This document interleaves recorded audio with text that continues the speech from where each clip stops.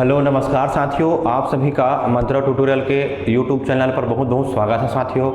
चलिए साथियों, हम लोग छात्रावास अधीक्षक के लिए जो कि छत्तीसगढ़ व्यापम द्वारा एक वैकेंसी निकाला गया है, उसके लिए हम लोग बाल मनोविज्ञान की कक्षाएं प्रारंभ की थी। तो बाल मनोविज्ञान में आज का हमारा जो टॉपिक है साथियों, वो शिक्षा मनोविज्ञान की विधियाँ है, जो कि एग्ज़ाम पर्पज़ से बहुत ही महत्वपूर्ण ये वीडियो होने वाला है। तो आप लोग क्या करेंगे, वीडियो के साथ जुड़े रहिए, है ना। वीडियो को ज़्यादा से ज़्यादा लाइक करेंगे, ज़्यादा से ज़्यादा सब्सक्राइब करेंगे।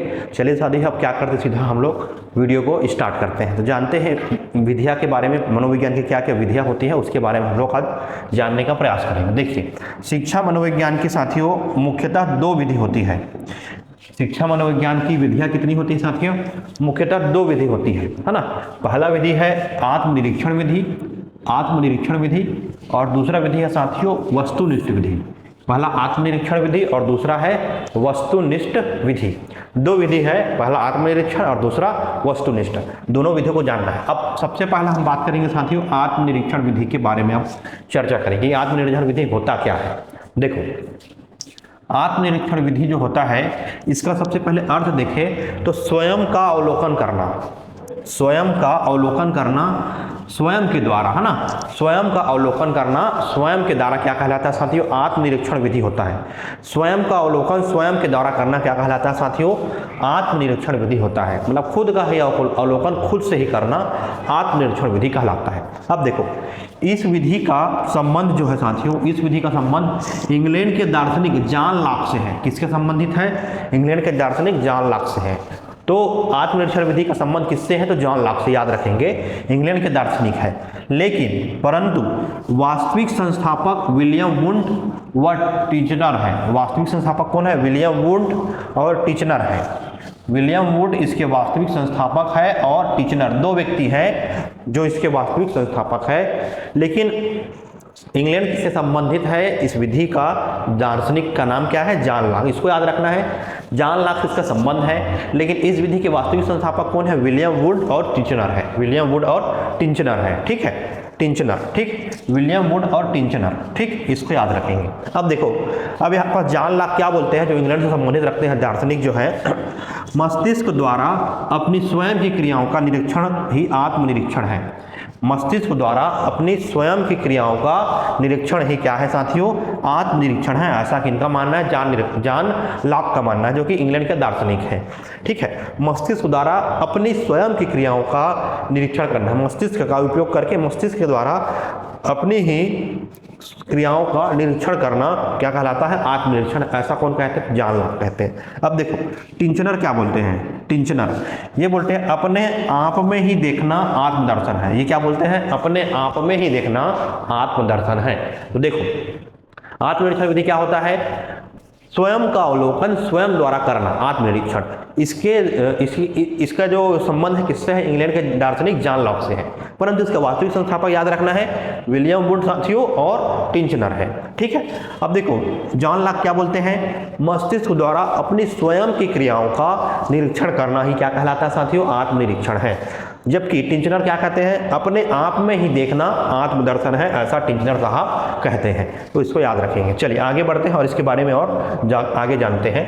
देखिए, आत्मनिरीक्षण विधि, अब आगे इसका टिकल देखने वाले हैं। देखिए, यह मनोविज्ञान की प्राचीन विधि है। मनोविज्ञान की क्या है साथियों? प्राचीनतम विधि है, प्राचीन विधि है, बहुत पुरानी विधि है ना। इसमें प्रयोगकर्ता एक ही व्यक्ति होता है। इसमें जो प्रयोगकर्ता होता है वो एक ही व्यक्ति होता है, खुद व्यक्ति होता है। यह विधि विषयी प्रधान है। यह विधि जो है कैसा है? विषयी प्रधान है, विषय पर आधारित है, विषयी प्रधान है और प्राचीन विधि है। इसको याद रखना। देखो, इसमें क्या होता है? इस विधि में यंत्र व प्रयोगशाला की आवश्यकता नहीं होती है। मतलब प्रयोगशाला की आवश्यकता नहीं होती है, ना कोई मशीन होता है, ना कोई यंत्र होता है। इसलिए विधि क्या है साथियों?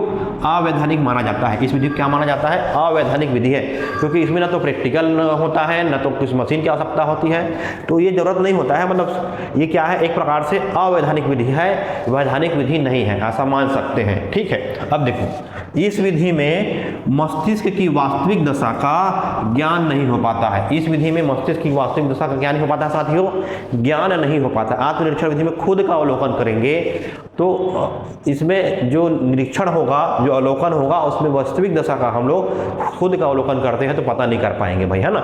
और इसके लिए ना तो प्रयोगशाला की आवश्यकता होती है, ना मशीन की आवश्यकता होती है, यंत्र की आवश्यकता होती है, इसलिए इसको क्या कहा गया है, अवैधानिक विधि कहा गया है। इसमें प्रयोगकर्ता एक ही व्यक्ति होता है, खुद होता है। यह प्राचीन विधि, इसको याद रखेंगे। अगला देखो, यह विधि विश्वसनीय और वैध नहीं है। अब देखो, अवैधानिक है तो विश्वसनीय और वैध भी नहीं होगा, क्योंकि खुद का अवलोकन कर रहे हैं। यह बच्चों, पशुओं और असामान्य बालकों पर लागू नहीं होता। यह विधि जो है बच्चों पर लागू नहीं होता है, असामान्य बालकों पर लागू नहीं होता है, पशुओं पर लागू नहीं होता है। तो इसका ये कुछ ड्रॉबैक है, कुछ कमियां हैं बोल सकते हैं इसको, है ना। ये सभी क्या है साथियों, इस विधि की कुछ कमियां हैं। इस विधि की क्या है साथियों, कुछ कमियां हैं या दोष है बोल सकते हो ना। तो इसको हमको ध्यान में रखना पड़ेगा। चलो आगे बढ़ते हैं। तो ये बच्चों पर लागू नहीं होता, पशुओं अन्य बालकों पर ये लागू नहीं होता। इस चीज को हमको ध्यान में रखना पड़ेगा भाई, है ना। ठीक है, चलो आगे बढ़ते हैं। अब देखो, अब हम दूसरा विधि पर आते हैं। दूसरा विधि क्या है साथियों, वस्तुनिष्ठ विधियां। क्या है साथियों, वस्तुनिष्ठ विधियां। पहला विधि हमारा क्या था, आत्मनिरीक्षण विधि, आत्मनिष्ठ विधि, है ना। ठीक है। और जैसे आत्मनिष्ठ विधि में जैसे कोई चीज को हम लोग बोल सकते हैं, देखो जैसे कोई चीज को हम लोग मान लो, कोई चीज को बोलकर, है ना, बोलकर उसके बारे में बताते हैं तो गाथा विधि, गाथा वर्णन विधि भी हो जाता है, इसमें ध्यान में रखेंगे। इसी के अंतर्गत आत्मनिरीक्षण के अंतर्गत गाथा विधि वर्णन है।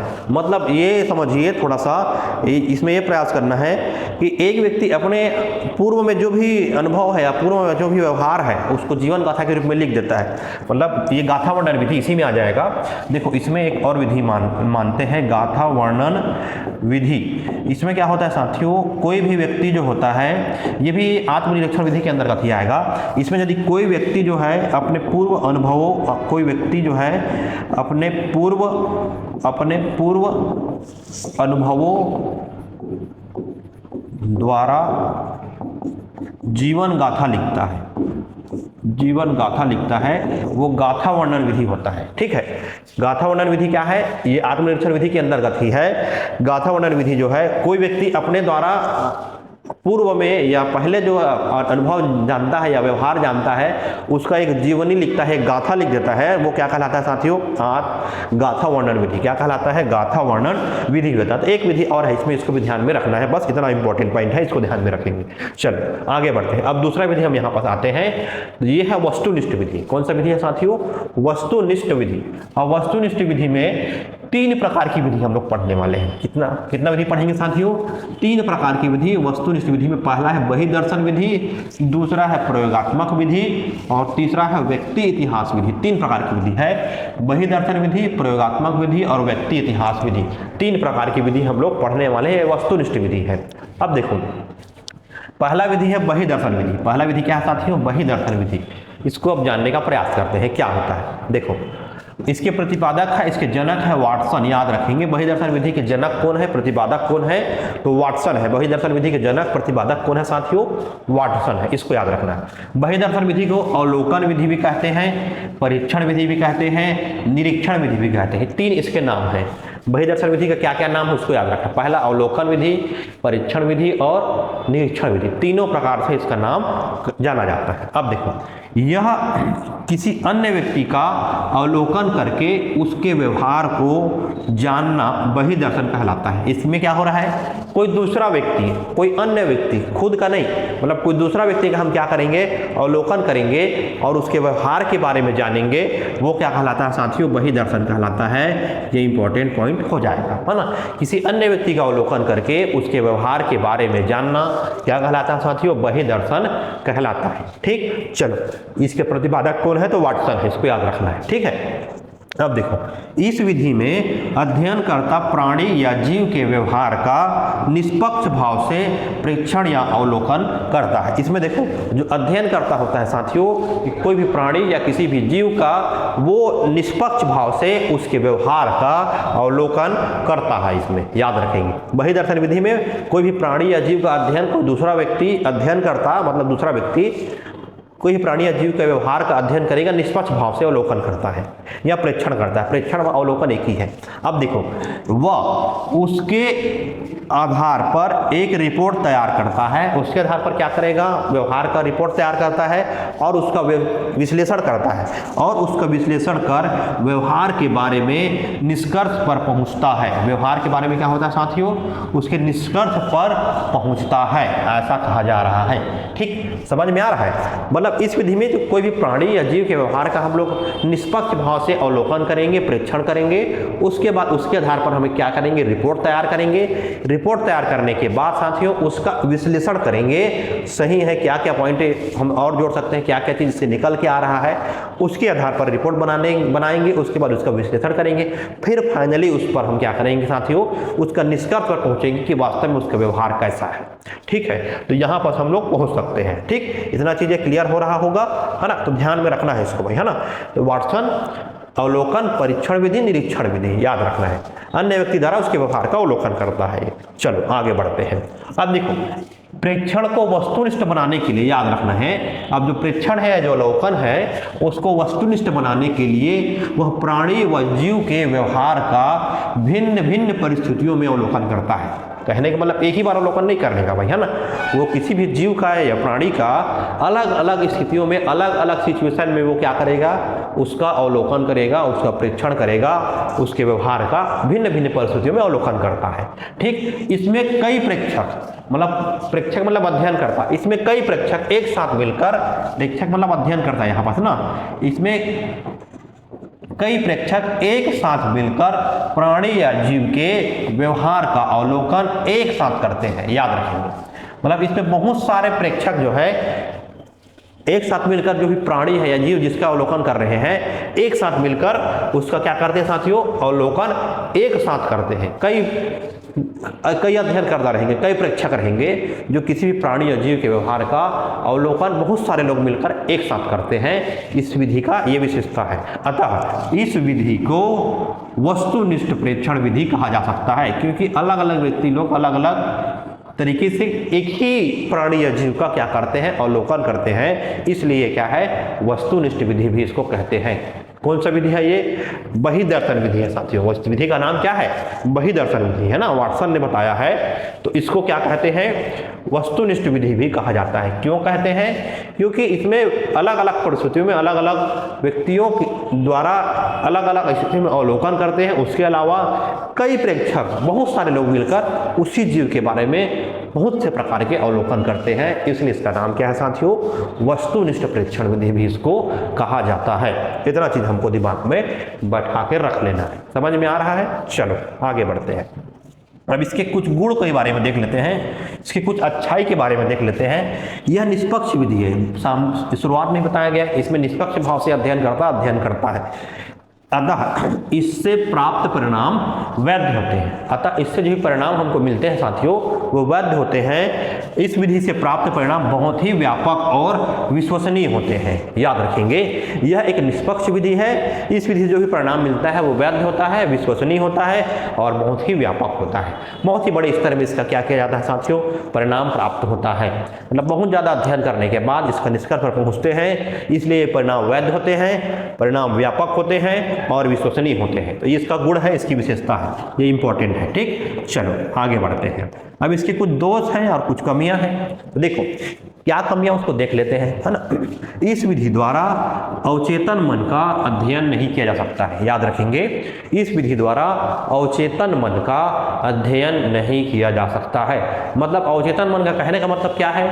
मतलब मस्तिष्क में किसी व्यक्ति के क्या चल रहा है उसका अवलोकन नहीं कर सकते हैं। मतलब वही अवचेतन मन है। वही क्या है? अवचेतन मन। मतलब किसी के मस्तिष्क में, किसी के माइंड में क्या चल रहा है उसका अवलोकन ये विधि नहीं कर पाता है। तो ये इसकी थोड़ा सी कमियां हैं, कुछ दोष है, ये हम कह सकते हैं। इस विधि द्वारा अवचेतन मन का अध्ययन नहीं किया जा सकता है। अब देखो अगला और है, इस विधि में अवलोकन करता अपने विचारों, अपने भावों, अपने अनुभूतियों को दूसरों पर थोप कर उसकी मानसिक प्रक्रियाओं का अध्ययन करता है, ऐसा कह रहा है ना। देखो इस विधि में जो अवलोकन करता है, दूसरे को देखेगा, अपने विचार अपनी भावनाओं को व्यक्त अपने हिसाब से व्यक्त करके दूसरे पर क्या करेगा, जो मानसिक क्रिया वो है उसको क्या करेगा, उस पर थोपेगा, दूसरों पर क्या करेगा, थोप कर उसकी मानसिक प्रक्रियाओं को क्या करेगा, अध्ययन करेगा। मतलब अपने विचार से अपने मस्तिष्क का उपयोग करके दूसरा व्यक्ति ये हो सकता है करके उस पर अध्ययन कार्य करेगा। तो ये विधि थोड़ा सा क्या हो जाता है, इसकी कुछ कमी हो जाती है ना, क्योंकि देखो दूसरे का अध्ययन करना है तो पूरा खुद वो क्या कर रहा है, दूसरे का अध्ययन करते जा रहा है, मतलब उसका परामर्श उसका राय बिना लिए बिना, तो ऐसा बोल सकते हैं। इसीलिए कहा गया मानसिक, उसको थोप कर उसकी मानसिक प्रक्रियाओं का अध्ययन करता है। दूसरों का देखो लिखा है, इस विधि में अवलोकन करता अपने विचारों भावों को अनुभूतियों को दूसरों पर थोप देता है ना, उसकी मानसिक प्रक्रियाओं का अध्ययन करता है, जो कि सही नहीं है, ऐसा हम लोग मान सकते हैं। ठीक है, इतना चीज क्लियर हो गया होगा। चलो अब आगे बढ़ते हैं। अध्ययनकर्ता प्राणी के व्यवहार का प्रक्षेपण दो प्रकार से कर सकता है ना। जो भी अध्ययन करता है वो प्राणी के व्यवहार का इस विधि के अंतर्गत, बहिर्दर्शन विधि के अंतर्गत प्राणी के व्यवहार का दो प्रकार से अध्ययन कर सकता है साथियों। पहला है आंतरिक व्यवहार का अध्ययन करना और दूसरा है साथियों बाह्य व्यवहार का अध्ययन करना। दो प्रकार से अध्ययन करेगा, पहला है आंतरिक व्यवहार और दूसरा है क्या साथियों, बाह्य व्यवहार। अब आंतरिक व्यवहार के बारे में जानते हैं क्या है। आंतरिक व्यवहार जैसे हृदय के धड़कन वगैरह को जानना है ना, रक्तचाप में परिवर्तन होना, ये आंतरिक व्यवहार है। तो इस विधि में ये हम लोग करते हैं। आंतरिक व्यवहार, हृदय के धड़कन, रक्तचाप में परिवर्तन, ये सब इसमें देखा जाता है। बाह्य में उसका खेल कूद, दौड़ना, हंसना, ये सब संबंधी जो व्यवहार होते हैं बच्चों का, वो बाह्य व्यवहार के अंदर आ जाते हैं। इसके आधार पर अवलोकन करते हैं।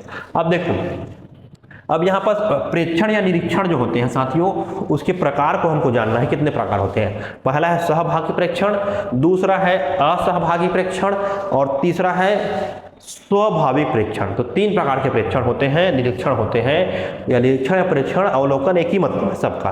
तो सहभागी प्रेक्षण मतलब सहयोग करके प्रेक्षण करना, अध्ययन करना, अवलोकन करना। असहभागी में मतलब उसका असहयोग प्रवृत्ति के रूप में, मतलब उसका सहयोग ना लेते हुए प्रेक्षण करना। स्वाभाविक प्रेक्षण मतलब होता है ये पशुओं पर लागू होता है। किस पर होता है साथियों, स्वाभाविक प्रेक्षण जो होता है पशुओं पर लागू होता है। इस प्रकार के प्रेक्षण हम लोग पशुओं पर लागू करते हैं। पशुओं का जब प्रेक्षण करते हैं तो स्वाभाविक प्रेक्षण होता है, इसको हमको ध्यान में रखना पड़ेगा भाई, है ना। तो ये जो विधि हम लोग देखें, ये बहिर्दर्शन विधि है, बाह्य विधि है। ठीक है, इसके बाद दो विधि और है ना, दो विधि और है साथियों, है ना। दो विधि कौन कौन सा है, देखो प्रयोगात्मक विधि है ना। अगला विधि क्या है, प्रयोगात्मक विधि। कौन सा विधि है साथियों, वस्तुनिष्ठ विधि है। वस्तुनिष्ठ एक आंतरिक विधि है, अंतर्निष्ठ विधि है और एक वस्तुनिष्ठ विधि है। हम लोग पहला विधि क्या पढ़े हैं, बहिर्दर्शन विधि, दूसरा प्रयोगात्मक विधि है और तीसरा है साथियों व्यक्ति इतिहास विधि। व्यक्ति इतिहास विधि, व्यक्ति इतिहास विधि। तो ये दो विधि और है साथियों। इन दोनों विधियों को हम लोग पढ़ेंगे, क्योंकि ये दोनों विधि थोड़ा सा डिटेल हम लोग पढ़ेंगे, है ना, अच्छे से पढ़ेंगे, डिटेल रूप में पढ़ेंगे। इसलिए ये वीडियो ज़्यादा लंबा हो जाएगा, है ना। तो हम क्या करेंगे साथियों, इसको एक और वीडियो बनाएंगे ताकि इसका हम लोग अच्छे से डिटेल में और पढ़ सके। तो ये दोनों विधियों को हम लोग क्या करेंगे, नया वीडियो में पढ़ेंगे साथियों। तो प्रयोगात्मक विधि और व्यक्ति इतिहास विधि, इसके बारे में हम लोग पढ़ेंगे, विस्तार से पढ़ेंगे।